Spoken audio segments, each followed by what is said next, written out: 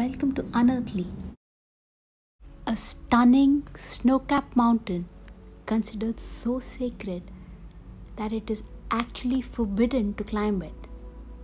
Mount Kailash is located in a very remote area of Tibet. What makes this mountain unique? Firstly, its distinctive shape, just like a pyramid with four sides or faces. Each side is perfectly aligned to the four cardinal directions: north, east, west, and south. Secondly, from the foothill areas of each face or direction of this mountain originate four major rivers: the Sutlej, Sindhu, Karnali, and Brahmaputra. Nowhere else do you see so many major rivers springing from such close proximity to each other. More than 1 billion people consider Mount Kailash holy: the Hindus, the Bons, the Buddhists, and the Jains. For Jains, this is the place where their first guru attained enlightenment. Bon followers say this is where their founder arrived from the heavens to the mountain's summit. And if you count all those who practice yoga seriously, you can add another 300 million people to the above billion, because the mountain is the home of the Lord of Yoga, Shiva or Adi Yogi, the first yogi who brought the knowledge of yoga to mankind. Hindus believe Lord Shiva resides on this mountain. All these make Mount Kailash the most sacred mountain in the world.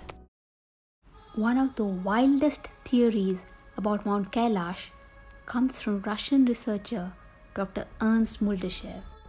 According to him, there are underground tunnels deep beneath Mount Kailash that lead to ancient sites throughout the world.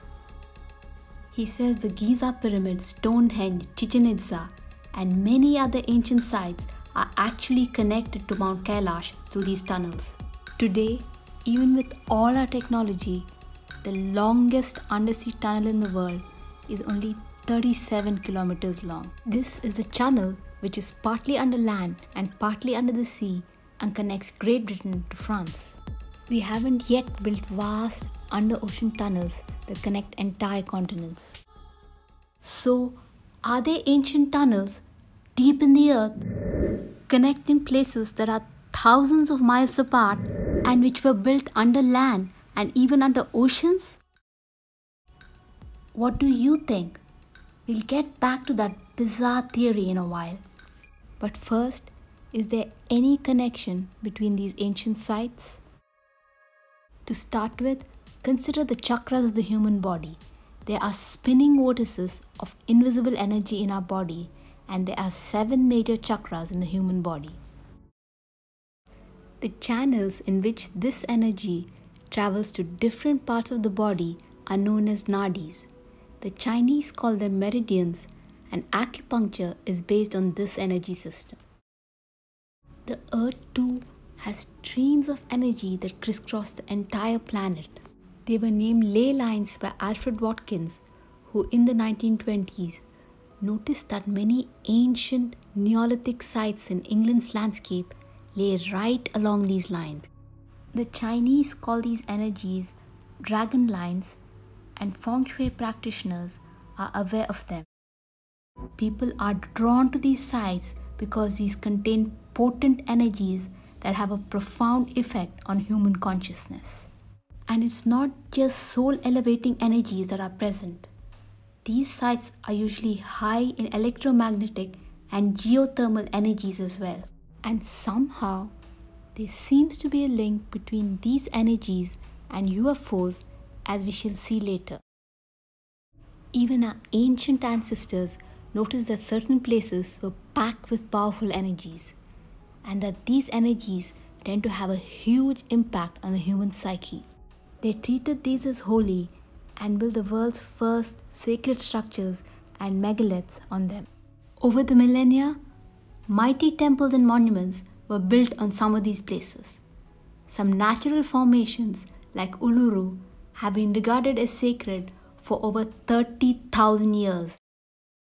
Hundreds of such ancient sites exist in the world, and what all of them have in common is that they're located on ley lines.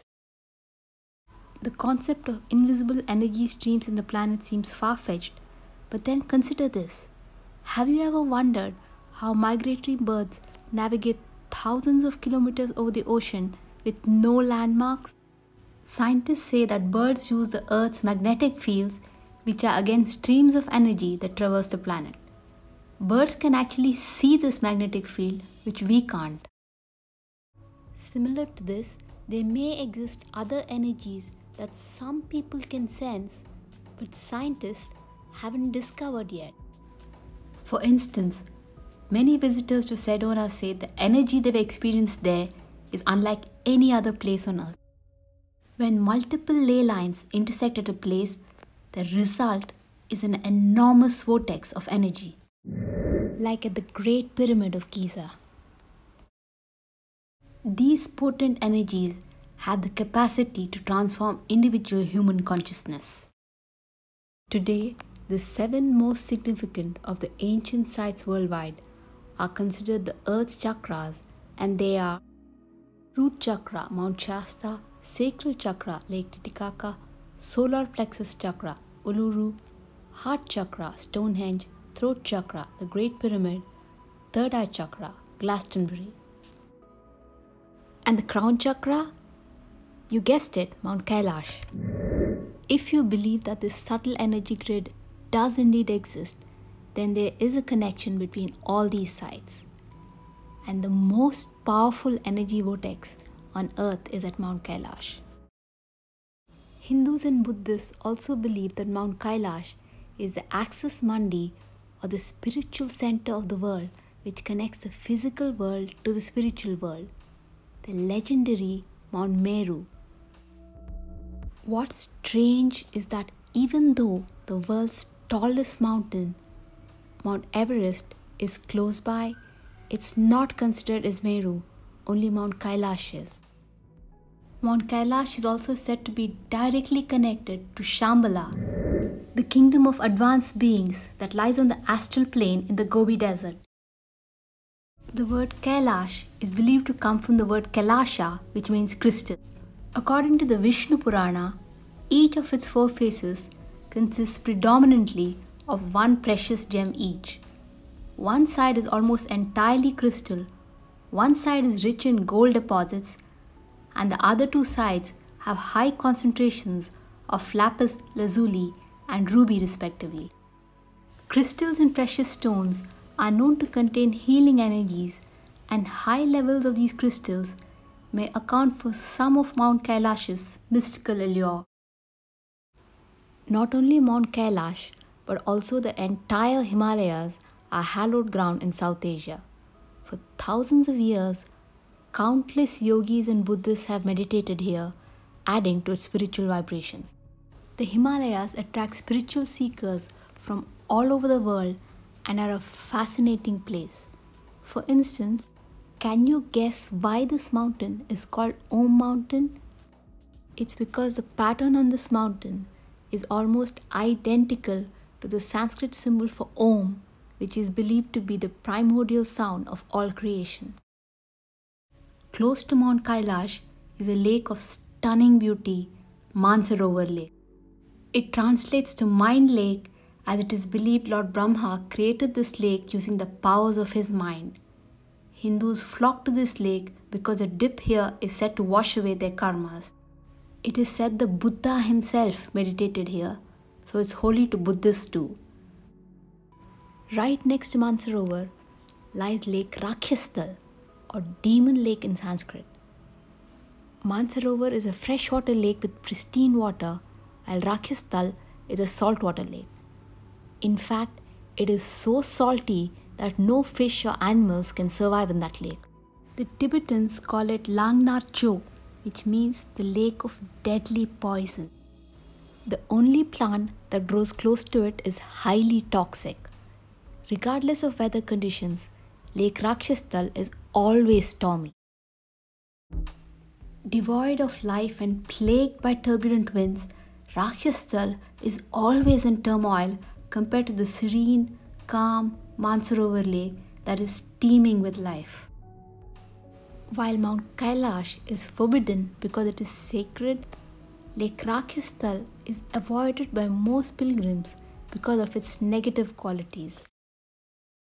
For hundreds of years, pilgrims have seen strange lights coming out of Lake Mansarovar at 2:30 am and returning to it by 3:45 am.